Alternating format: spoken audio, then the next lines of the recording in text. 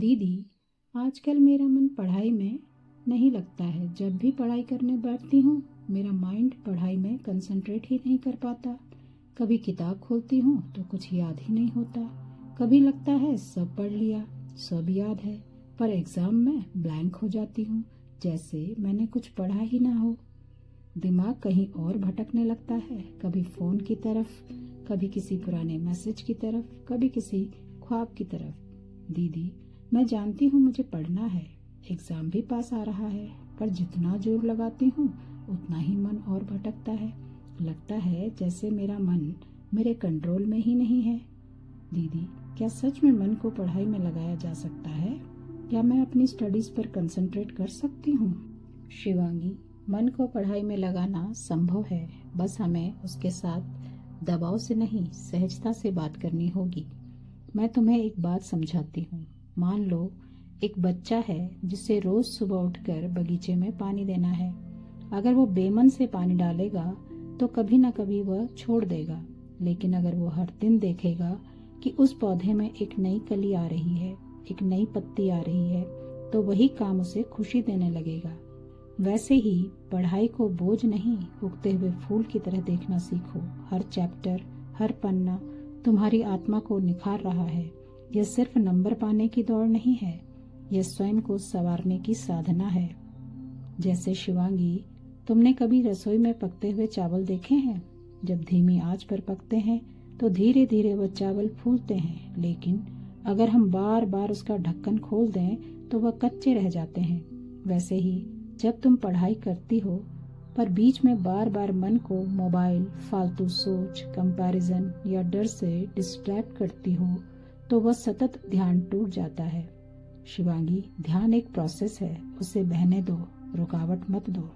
दीदी, मैं जब भी किताब खोलती हूँ शुरुआत में तो ठीक लगता है, लेकिन 10 मिनट बाद ही मन कहता है ये तो बहुत कठिन है, मुझसे नहीं होगा। फिर कंपैरिजन शुरू हो जाता है, दूसरे कितने तेज हैं, उनके मार्क्स मुझसे हमेशा अच्छे आते हैं, मेरा दिमाग वैसा नहीं है, शायद मैं उतनी स्मार्ट ही नहीं हूँ। और धीरे धीरे वो डर इतना बढ़ जाता है कि पढ़ाई से पहले ही हार मान लेती हूँ।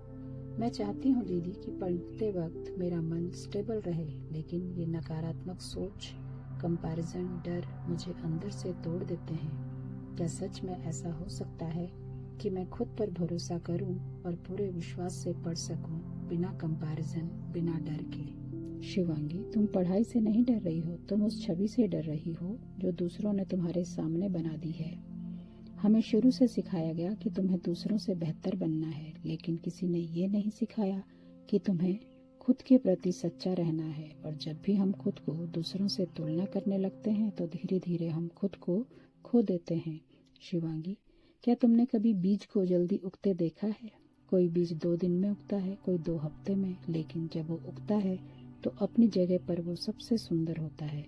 तो शिवांगी, हमें दूसरों की स्पीड को अपनी खुद की काबिलियत से नहीं कंपेयर करना है। मान लो एक थिएटर है और उसमें कई कलाकार हैं, हर कलाकार को एक अलग रोल मिला है, कोई राजा बना है, कोई सेवक है, कोई कॉमेडियन है, कोई खलनायक है। अब सोचो, अगर वो कलाकार अपने रोल से घबरा जाए, राजा बनने वाला सोचने लगे मैं खलनायक जैसा क्यों नहीं दिख रहा, या कॉमेडियन सोचने लगे लोग मुझे गंभीर क्यों नहीं समझते, तो उस नाटक का क्या होगा? वो गड़बड़ा जाएगा ना। वैसे ही हमारी जिंदगी भी एक स्टेज है और पढ़ाई तुम्हारा रोल है। तुम्हें किसी और का किरदार निभाने की जरूरत नहीं है, तुम्हें अपने किरदार को पूरी ईमानदारी से निभाना है। अगर तुम्हें पढ़ाई का डर लगता है तो वो डर इस बात का संकेत है कि तुम जागरूक हो, बेपरवाह नहीं। लेकिन अब उस डर को अपनी शक्ति में बदलने का समय है। शिवांगी, शिव बाबा कहते हैं डर तब आता है जब हम भूल जाते हैं कि हमें कौन चला रहा है।